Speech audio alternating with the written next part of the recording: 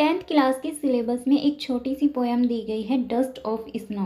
Dust of snow का अर्थ है बर्फ के कण।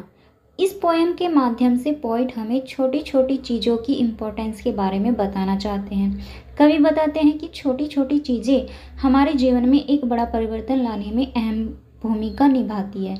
दूसरा, कवि हमें बताते हैं कि किसी भी बात पर अंधविश्वास नहीं करना चाहिए।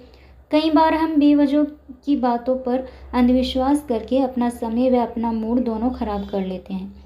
जैसा कि इस कविता में कौवा और एक धतूरे के पेड़ का जिक्र किया गया है।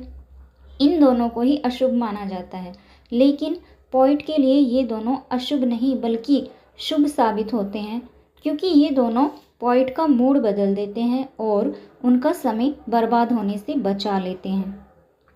The way a crow shook down on me the dust of snow from a hemlock tree। जिस तरह से एक कौवे ने एक धतूरे के पेड़ को हिलाकर मुझ पर बर्फ के कण गिराए, has given my heart a change of mood and saved some part of a day I had rued।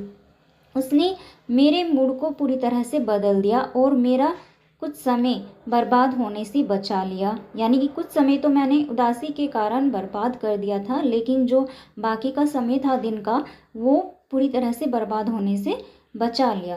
तो यहाँ ये दोनों ही कौवा और हेमलॉक ट्री दोनों ही पोइट के लिए शुभ साबित होते हैं। इसीलिए यह जो पोयम है वो अंधविश्वास को गलत साबित करती है और छोटी छोटी चीज़ों की इम्पोर्टेंस के बारे में बताती है कि किस तरह से जो छोटी छोटी चीज़ें हैं वो एक बड़ा परिवर्तन लाने में अहम भूमिका निभाती है।